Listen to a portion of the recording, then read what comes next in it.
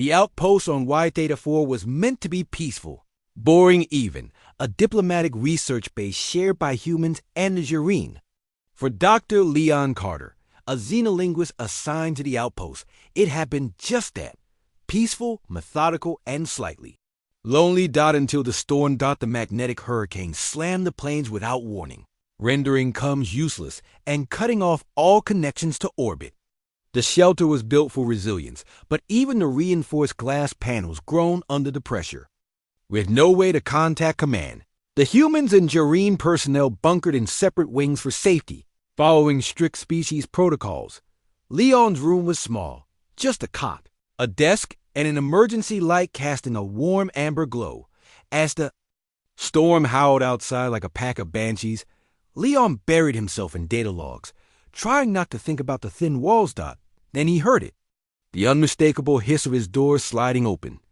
He turned and froze. Standing there, silhouetted in the low light, was Veali, a Jareen diplomat and arguably the most captivating alien Leon had ever encountered. With smooth violet skin, bioluminescent eyes, and a voice like flowing water, she had fascinated everyone at the base. But no one expected her here. Not like this. She stepped in quickly and closed the door behind her. Her normally perfect composure was gone, replaced by a tremble in her shoulders. She was wearing only the thin ceremonial sleep wraps of her people, woven, translucent silk that clung lightly to her slender form. Veali? Leon blinked. Are you all right? I apologize, she said, her accent thicker than usual. There was a system breach in my wing. Structural instability. Your quarters were closest. I did not want to be alone during the storm. Leon tried to keep his eyes on her face, and not the elegant patterns that glimmered along her skin. He offered the cot. Of course. Please sit. You're safe here. She hesitated, then crawled into the cot, not beside him, but into his arms. Leon's heart nearly stopped. Her skin was surprisingly warm. Her scent, faintly floral with a trace of ozone, filled the small room. She curled against his chest like it was the most natural thing in the world. Veali, is this normal protocol for your species? He asked, trying not to panic. She looked up, her eyes glowing faintly. I forget how slow humans are. With intimacy, Leon blinked. What? In Jareen culture, proximity during life-threatening storms initiates a bond ritual. You offered shelter. Physical closeness is expected and honored. Leon swallowed hard. Bond? Ritual? She blinked slowly. Yes, you shared warmth. That act has deep meaning among my kind. It signals openness, vulnerability.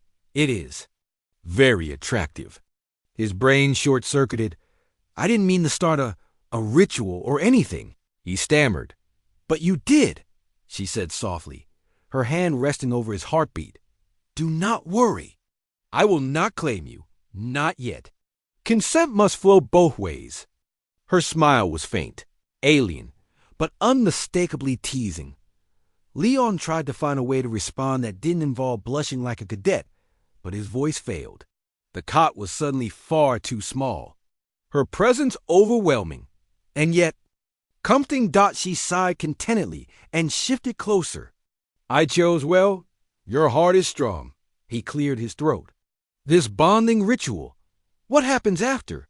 If the storm passes and both parties feel safe, they may share truths, secrets, desires. It deepens trust.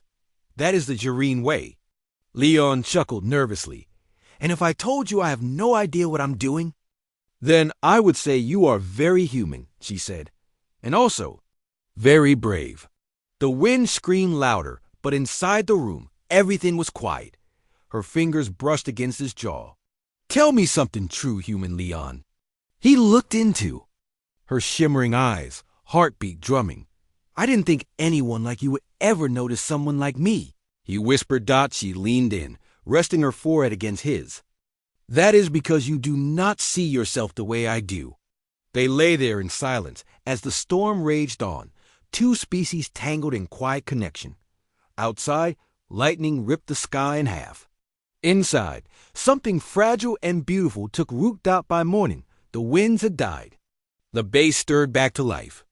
But in Leon's room, nothing was the same. She rose gracefully from the cot, brushing a hand along his arm. "This will be complicated," she murmured. "Yeah," he agreed. "Good," she smiled. "Complicated is the best kind of honest." As she left, the door hissed shut behind her, and Leon knew the storm had only just begun.